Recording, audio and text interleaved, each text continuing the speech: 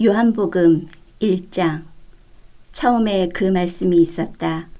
그 말씀은 하나님과 함께 있었고 하나님도 그 말씀과 함께 있었다. 그 말씀이 곧 하나님이셨다. 그 말씀은 첫날부터 하나님을 위해 준비된 말씀이었다. 모든 것이 그분을 통해 창조되었다. 그분 없이 창조된 것은 단 하나도 없었다. 존재할 수 있도록 한 것은 바로 생명이었으니 그 생명은 삶을 유지하는 빛이었다. 그 생명빛이 어둠을 뚫고 타올랐으니 어둠은 그 빛을 끌 수 없었다. 일찍이 한 사람이 있었다. 그의 이름은 요한이었다.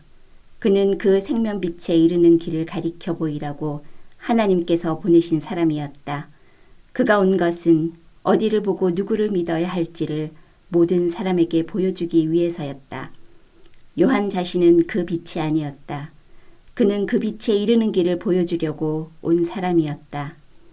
그 생명빛은 참된 빛이었다. 그분은 생명에 들어가는 사람 누구나 그 빛 속으로 데려가신다. 그분이 세상에 계셨고 세상이 그분을 통해 존재했지만 세상은 그분을 알아보지 못했다. 그분이 자기 백성에게 오셨지만 그들은 그분을 원치 않았다. 그러나 그분을 원했던 이들, 그분이 스스로 말씀하신 그분이며 말씀하신 대로 행하실 분이라고 믿은 이들은 누구나 그들의 참된 자, 곧 하나님의 자녀가 되게 해주셨다. 이들은 피로 난 자도 아니고 육체로 난 자도 아니며 성관계로 난 자도 아닌 하나님에게서 난 사람들이다. 그 말씀이 살과 피가 되어 우리가 사는 곳에 오셨다. 우리는 그 영광을 두 눈으로 보았다. 단 하나뿐인 그 영광은 아버지 같고 아들 같아서 안팎으로 두루 충만하고 처음부터 끝까지 참된 영광이었다. 요한은 그분을 가리켜 외쳤다. 이분이 바로 그분이시다. 내가 전에 내 뒤에 오시지만 사실은 나보다 앞서 계신 분이라고 말한 것은 바로 이분을 두고 한 말이다. 그분은 언제나 나보다 먼저 계신 분, 늘 먼저 말씀하신 분이기 때문이다. 우리 모두는 그분의 충만한 은혜, 끊임없이 베푸시는 선물에 의지해 살아야 한다. 우리가 기본적인 것은 모세에게서 받았지만 이 풍성한 주고받음, 이 끝없는 암과 깨달음, 이 모든 것은 메시아 예수를 통해 받았다. 이제까지 하나님을 본 사람, 어렴풋하게라도 그분을 본 사람은 없었다. 아버지의 심장에 계신 분, 단 하나뿐인 하나님의 모습이신 그분께서 하나님을 대낮처럼 분명하게 드러내 보이셨다. 예루살렘의 유대인들이 제사장과 관리들을 요한에게 보내어 그가 누구인지 물어보았을 때 요한은 아무것도 숨기지 않았다. 그는 그 질문을 얼버무려 넘기지 않고 사실 그대로 말했다. 나는 메시아가 아니다. 그들이 다그쳐 물었다. 그렇다면 누구란 말이요? 엘리야요? 아니다. 예언자요? 아니다. 그들은 화를 내며 말했다. 그렇다면 누구란 말이요? 우리를 보낸 이들에게 전해줄 답변이 필요하오. 무엇이라도 좋으니 당신 자신에 대해 좀 알려주시오. 나는 하나님을 위해 길을 곧게 하라고 광야에서 외치는 소리다. 나는 예언자 이사야가 선포한 일을 행하는 것이다. 요한에게 질문한 사람들은 바리새인들이 보낸 이들이었다. 이제 그들은 자신들이 궁금해하던 질문을 던졌다. 당신이 메시아도 아니고 엘리야도 아니고 예언자도 아니라면 세례는 왜 주는 겁니까? 요한이 대답했다. 나는 물로 세례를 줄 뿐이다. 그러나 너희 가운데 너희가 알아보지 못하는 한 분이 서 계신다. 그분은 내 뒤에 오시지만 내 다음 가는 분이 아니시다. 나는 그분의 겉옷을 들고 있을 자격조차 없는 사람이다. 이것은 요한이 세례를 주던 요단강 건너편 베다니에서 나는 대하였다. 이튿날 요한은 예수께서 자기에게 오시는 것을 보고 큰 소리로 말했다. 이분이 하나님의 유월절 어린 양이시다. 세상 죄를 용서하시는 분이다. 내가 전에 내 뒤에 오시지만 사실은 나보다 앞서 계신 분이라고 말하니가 바로 이분이다. 나는 이분이 누구신지 전혀 알지 못했다. 내가 아는 것은 이분이 하나님을 계시하시는 분이심을 알아보도록 이스라엘을 준비시키는 것이 내 임무라는 것뿐이었다. 그래서 내가 여기에 와서 물로 세례를 주는 것이다. 너희를 말끔히 씻기고 너희 삶에서 죄를 씻어내어 너희로 하여금 하나님과 함께 새 출발을 하게 하려는 것이다. 요한은 자신의 증언을 이 말로 매듭지었다. 나는 성령께서 비둘기처럼 하늘에서 내려와 이분 안에 편히 머무시는 것을 보았다.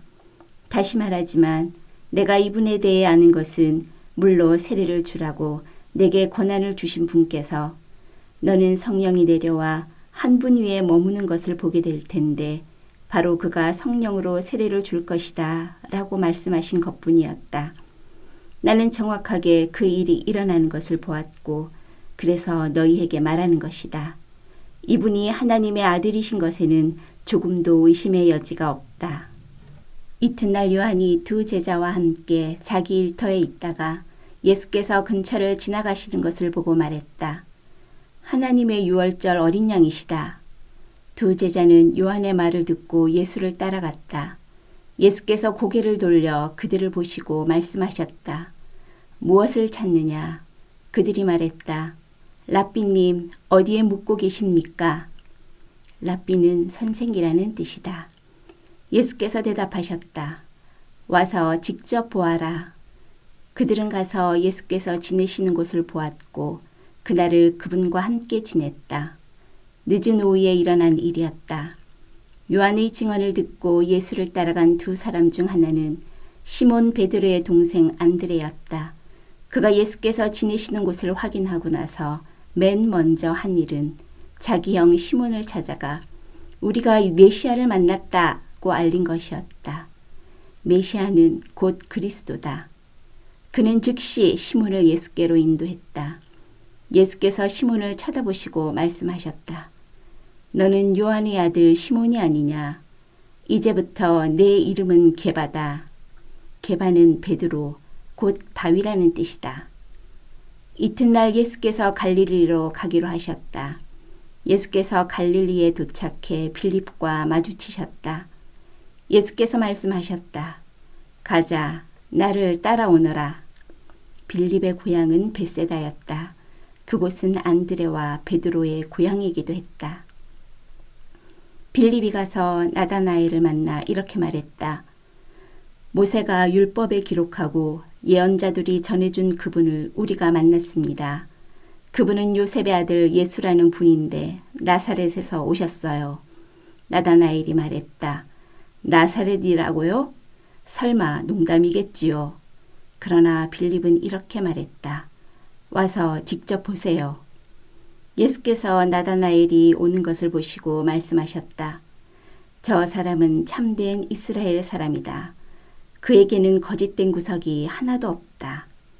나다나엘이 말했다. 어떻게 그런 생각을 하셨습니까? 저를 모르시지 않습니까? 예수께서 대답하셨다. 빌립이 너를 이곳으로 부르기 오래전에 네가 무화과 나무 아래 있는 것을 보았다. 나다나엘이 큰 소리로 말했다. 랍비님, 선생님은 하나님의 아들이시며 이스라엘의 왕이십니다. 예수께서 말씀하셨다. 내가 무화과 나무 아래 앉아 있는 것을 내가 보았다고 해서 믿는 것이냐? 그것은 아무것도 아니다.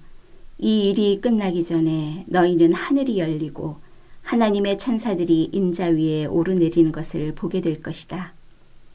2장 사흘 후에 갈릴리 가나 마을에서 결혼식이 있었다. 예수의 어머니가 그곳에 있었고 예수와 제자들도 거기에 손님으로 있었다. 결혼잔치에 포도주가 떨어져 가자 예수의 어머니가 예수께 말했다. 포도주가 거의 바닥났구나. 예수께서 말씀하셨다. 어머니, 그것이 어머니와 내가 관여할 일입니까? 지금은 나의 때가 아닙니다. 재촉하지 마십시오. 예수의 어머니가 지체 없이 종들에게 말했다. 그가 시키는 대로 무엇이든 하여라. 거기에는 유대인들이 정결 예식에 쓰는 물 항아리가 6개 놓여 있었다. 항아리는 각각 75에서 110리터 정도가 들어가는 크기였다. 예수께서 종들에게 지시하셨다. 항아리에 물을 가득 채워라. 그러자 그들은 항아리가 넘치도록 물을 가득 채웠다. 예수께서 이제 주전자에 가득 담아 잔치를 맡은 자에게 가져다 주어라 하고 말씀하셨다. 종들은 그대로 했다. 잔치를 맡은 자가 물이 변하여 된 포도주를 맛보고서 큰 소리로 신랑을 불러 말했다. 그는 방금 무슨 일이 일어났는지 몰랐지만 종들은 알고 있었다. 내가 알기로는 누구나 처음에 가장 맛 좋은 포도주를 내놓다가 손님들이 잔뜩 마신 뒤에는 싸구려를 내놓는데 그들은 지금까지 가장 좋은 포도주를 남겨두었구려. 갈릴리 가나에서 행하신 이 일은 예수께서 보여주신 첫 번째 표적이었고 처음으로 자신의 영광을 나타내신 것이었다. 그분의 제자들이 예수를 믿게 되었다. 이 일이 있고 나서 예수께서는 어머니와 형제와 제자들과 함께 가버나움으로 내려가 며칠을 지내셨다. 유대인들이 매년 봄에 지키는 유월절이 막 시작될 무렵 예수께서 예루살렘으로 올라가셨다. 예수께서는 성전이 소와 양과 비둘기를 파는 사람들로 북적대는 것을 보셨다. 고리대금 업자들도 거기서 마음껏 활기를 치고 있었다. 예수께서 가죽끈으로 채찍을 만들어서 그들을 성전에서 쫓아내셨다. 양과 소를 몰아내고 동전을 사방으로 흩어버리시며 고리대금 업자들의 가판대를 뒤엎으셨다. 예수께서 비둘기 상인들에게 이렇게 말씀하셨다. 여기에서 너희 물건을 치워라. 내 아버지 집을 쇼핑몰로 만드는 짓은 그만두어라. 그 순간 제자들은 당신의 집을 향한 열심이 나를 삼킵니다 라고 하는 성경 말씀을 기억했다. 그러나 유대인들은 불쾌한 마음에 이렇게 물었다. 당신이 하는 이 일이 옳다고 입증해 줄 신임장을 제시할 수 있겠소? 예수께서 대답하셨다. 이 성전을 헐어라. 그러면 내가 사흘 만에 다시 짓겠다. 그들은 붕괴하며 말했다. 이 성전을 짓는데 46년이 걸렸는데 당신이 사흘 만에 다시 짓겠다는 거요? 그러나 예수께서 성전이라고 하신 것은 자신의 몸을 두고 하신 말씀이었다. 나중에 예수께서 죽은 자들 가운데서 살아나신 뒤에야 제자들은 그분이 그렇게 말씀하신 것을 기억해냈다. 그때에야 제자들은 비로소 올바른 결론을 내릴 수 있었다. 성경에 기록된 말씀과 예수께서 하신 말씀을 모두 믿게 된 것이다. 예수께서 예루살렘에 계시는 유월절 기간 동안 많은 사람들이 그분을 나타내시는 표적을 보았다. 그리고 그 표적이 하나님을 가리킨다는 것을 알고는 자신들의 삶을 예수께 맡겼다. 그러나 예수께서는 자신의 삶을 그들에게 맡기지 않으셨다. 예수께서는 그들을 속속들이 아셨고 그들이 신뢰할 수 없는 사람들인 것도 알고 계셨다. 예수께서는 아무런 도움 없이도 그들을 훤히 꿰뚫어 보고 계셨던 것이다. 3장. 바리새파 사람 가운데 니고데모라는 사람이 있었다. 그는 유대인들 사이에서 유력한 지도자였다. 하루는 그가 밤늦게 예수를 찾아와서 말했다. 랍비님, 우리 모두는 선생님이 하나님께로부터 직접 오신 분이라는 것을 알고 있습니다. 하나님이 관여하지 않으시면 아무도 선생님이 하시는 일, 곧 하나님을 가리켜 보이고 하나님을 계시하는 일을 할 수 없습니다. 예수께서 말씀하셨다. 네 말이 정말 맞다. 내가 하는 말을 믿어라. 사람이 위로부터 태어나지 않으면 내가 가리키는 하느님 나라를 볼 수 없다. 니고데모가 말했다. 이미 태어나서 다 자란 사람이 어떻게 다시 태어날 수 있겠습니까? 어머니 배에 들어가서 다시 태어날 수는 없습니다. 위로부터 태어난다고 하신 말씀이 도대체 무슨 뜻입니까? 예수께서 말씀하셨다. 너는 귀 기울여 듣지 않는구나. 다시 말해주겠다. 사람은 누구나 근본적인 창조 과정을 거쳐야 한다. 태초에 수면 위를 운행하시던 성령을 통한 창조, 보이는 세계를 움직이는 보이지 않는 세계, 새로운 생명으로 들어가게 이끄는 세례, 이 과정들이 없으면 하나님 나라에 들어갈 수 없다. 아기를 예로 들어 설명하겠다. 태어난 아기는 다만 네가 볼 수 있고 만질 수 있는 몸만 가지고 있을 뿐이다. 그러나 그 몸 안에 형성되는 인격은 네가 절대 볼 수도 없고 만질 수도 없는 것, 성령으로 빚어져 살아있는 영이 되는 것이다. 바로 이러한 과정을 말하는 것이다. 그러니 너는 위로부터 태어나야 한다는 말, 곧 이 세상의 가치로부터 떠나야 한다는 내 말에 놀라지 말라. 너는 바람이 부는 방향을 예측할 수 없다는 것을 잘 알 것이다. 너는 나무 사이를 스치는 바람의 소리는 듣지만 그 바람이 어디서 와서 어디로 가는지는 모른다. 하나님의 바람, 곧 하나님의 영을 힘입어 위로부터 태어난 사람도 다 그와 같다. 니고데모가 물었다. 그 말이 무슨 뜻입니까? 어떻게 그런 일이 일어날 수 있습니까? 예수께서 대답하셨다. 너는 이스라엘의 존경받는 선생이면서 이런 기본적인 것도 모르느냐? 잘 들어라. 진리를 있는 그대로 일러주겠다. 나는 경험으로 아는 것만 말한다. 나는 내 두 눈으로 본 것만 증언한다. 얻어 들은 말이나 전해 들은 말은 하나도 없다. 그러나 너는 증거를 직면해서 받아들이기는커녕 이런저런 질문으로 꾸물거리고 있구나. 손바닥 보듯 뻔한 사실을 말해도 내가 믿지 않는데 네가 보지 못하는 하나님의 일을 내가 말해봐야 무슨 소용이 있겠느냐. 하나님 앞에서 내려오니 곧 인자 밖에는 아무도 하나님 앞으로 올라간 이가 없다. 모세가 광야에서 뱀을 들어 백성에게 보고 믿게 한 것과 마찬가지로 인자도 들려야 한다. 그러면 그를 바라보는 사람, 그를 믿고 기다리는 사람마다 참된 생명, 영원한 생명을 얻게 될 것이다. 하나님께서 이 세상을 얼마나 사랑하셨는지 그분은 하나뿐인 아들을 우리에게 주셨다. 그것은 아무도 멸망하지 않고 그를 믿는 사람은 누구나 온전하고 영원한 생명을 얻게 하시려는 것이다. 하나님께서 고통을 무릅쓰고 자기 아들을 보내신 것은 세상을 정죄하고 손가락질해서 세상이 얼마나 악한지 일러주시려는 것이 아니다. 아들이 온 것은 세상을 구원하고 다시 바로잡으려는 것이다. 누구든지 아들을 신뢰하는 사람은 죄를 용서받지만 아들을 신뢰하지 않는 사람은 이미 오래전에 사형 선고를 받았으면서도 그것을 모르는 사람이다. 하나뿐인 하나님의 아들을 알고도 그가 믿지 않았기 때문이다. 너희가 처한 위기사항은 이러하다. 빛이신 하나님께서 세상 안으로 들어오셨지만 사람들은 어둠을 찾아 달아났다. 그들이 어둠을 찾아 달아난 것은 하나님을 기쁘시게 해드리는 일에 관심이 없었기 때문이다. 악행을 일삼고 부정과 망상에 사로잡힌 사람은 누구나 빛이신 하나님을 싫어해서 그 빛에 가까이 가려고 하지 않는다. 자기 행위가 드러날까 괴롭고 두렵기 때문이다.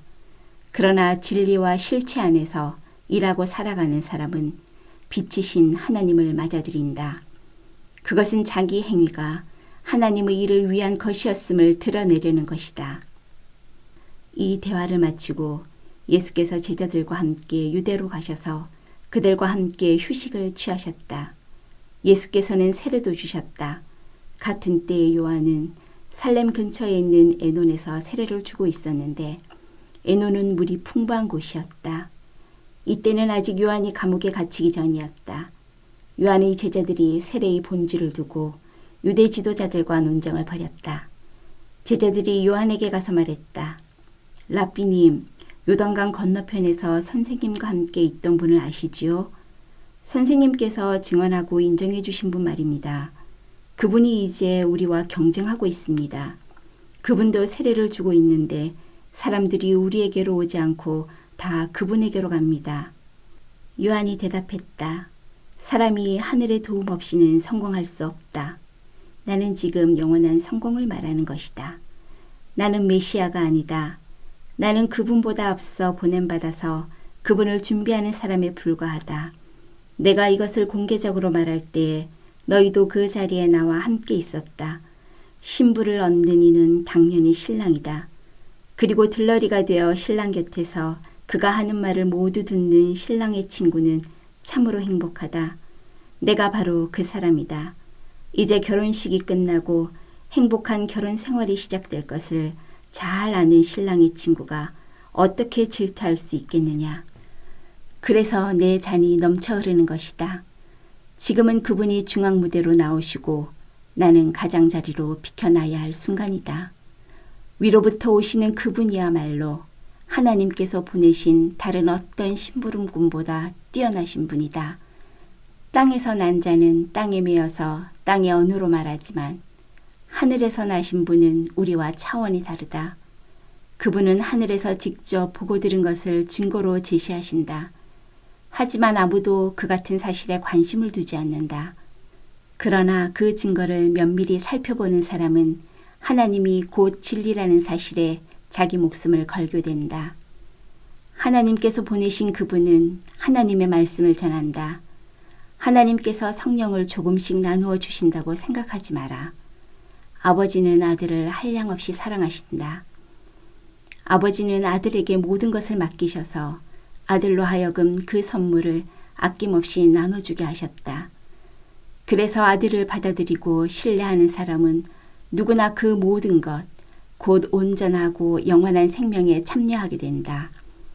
어둠 속에 있어 아들을 신뢰하지 않고 외면하는 사람이 생명을 보지 못하는 것도 그 때문이다.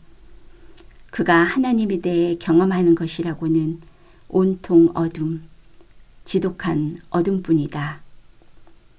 아멘.